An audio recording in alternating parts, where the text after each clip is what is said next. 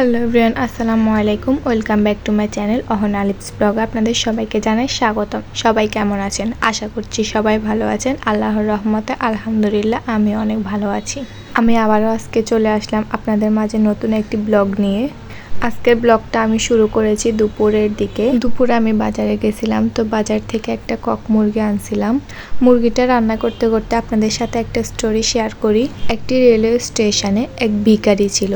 তার কাজ ছিল রোজ ট্রেনে ট্রেনে ভিক্ষা করা, এক স্টেশন থেকে অন্য স্টেশনে, আবার সেখান থেকে ফেরত আসা।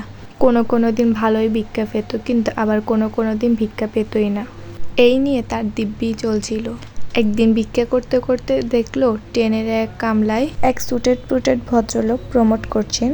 ভিক্ষুক ভাবলো ভদ্রলোকটা অনেক বড় লোক, তার কাছে গেলে অনেক পয়সা দিবে। তাই সে তার কাছে ভিক্ষা করতে গেল, কিন্তু অনেকক্ষণ যাবৎ তার কাছে ভিক্ষা যাওয়ার পরও সেই কিন্তু দিল না, বরং বিরক্ত হয়ে বলল, আমি যখন দিতে চাচ্ছি না তাহলে তুমি কেন বারবার বিরক্ত করছো? আর দ্বিতীয় কথা, আমি তোমাকে পয়সা দিলে তুমি তার বিনিময়ে আমাকে কি দিবে? ভিখারি বলল, আমার কাছে তো আপনাকে দেওয়ার মতো কিছুই নেই বাবু, আমি তো ভিক্ষা করে খাই। আর আপনাকে দেওয়ার মতো আমার সামর্থ্যই বা কী আছে? তখন সে ভদ্রলোক বলল, যখন কিছুই দিতে পারবে না তাহলে চাওয়াই বন্ধ করে দাও। তারপর ভদ্রলোক পরের স্টেশনে নেমে গেলেন। ভিখারিও স্টেশনের বাইরে এলো আর ভাবতে লাগলো, সত্যিই তো আমি কি দিতে পারি? সে মাথা চুলকিয়ে চারিদিকে তাকাতে থাকে আর ভাবতে থাকে।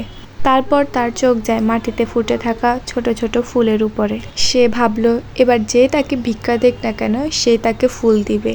তাই পরের দিন থেকে সবাইকে ফুল দেওয়া শুরু করলো। কেউ তাকে ভিক্ষা দিলে সে তাকে ফুল উপহার দিয়ে থাকে।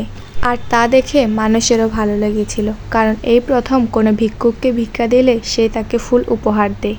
কিছুদিন যাওয়ার পর সে ভদ্রলোকের সাথে আবারও দেখা হয় ভিক্ষুকের।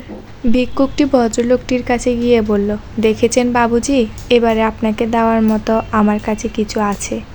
এইবার আমাকে ভিক্ষা দিলে আমি আপনাকে কিছু দেব। ভদ্রলোকটা বিশ্বাস করে সেই ভিখারিটাকে কিছু পয়সা দিল, আর ভিখারিটাও তার ঝোলা থেকে বের করে ভদ্রলোকটিকে একটি ফুল উপহার দিল। আর ভদ্রলোকটি বেশ খুশি হলো। সেই বলল, তাহলে তুমি ব্যবসা করতে শিখে গেছো, বুঝে গেছো লেনদেন কাকে বলে। এবার আরও বলল, জীবনে যদি কোনো কিছু তুমি না দিতে পারো তাহলে তোমার নেওয়ার কিন্তু কোনো অধিকারই নেই। এই কথা বলে ভদ্রলোকটি নেমে চলে গেল। এরপর ভিখারির মাথায় সেই কথাটাই ঘুরপাক খেতে লাগলো। সে ভাবলো, এর ভিতর কিছু তো রহস্য অবশ্যই আছে। সে স্টেশন থেকে নেমে চিৎকার করতে থাকে আর বলতে থাকে, আজ থেকে আমি ভিখারি নয়, আমি ব্যবসায়ী। আমিও হতে পারি একজন ব্যবসায়ী, আমিও প্রচুর অর্থ উপার্জন করে দেখাবো। সে একই কথা বারবার চিৎকার করে বলতে লাগলো, আর স্টেশনের যাত্রীরা ভাবলো সে হয়তোবা পাগল হয়ে গেছে। এরপর থেকে ওই ভিখারিটাকে আর স্টেশনে ভিক্ষা করতে দেখা যায় না। বছর খানিক পর ওই সুটেড পুটেড লোকের সামনে বা পাশে আরেকজন সুটেড পুটেড লোক এসে দাঁড়ালো এবং বলতে লাগলো, স্যার চিনতে পারছেন? আপনার সাথে এই নিয়ে আমার তৃতীয়বার দেখা। ভদ্রলোক বলল, না, আপনি হয়তোবা ভুল বলছেন। আমার মনে হলো আমাদের এই প্রথমবারে দেখা হলো। এরপর পরের ভদ্রলোক বলল, না, আগে আপনার সাথে আমার আরও 2বার দেখা হয়েছে। আমি সেই ভিখারি যাকে আপনি শিখিয়ে দিলেন লেনদেন কাকে বলে।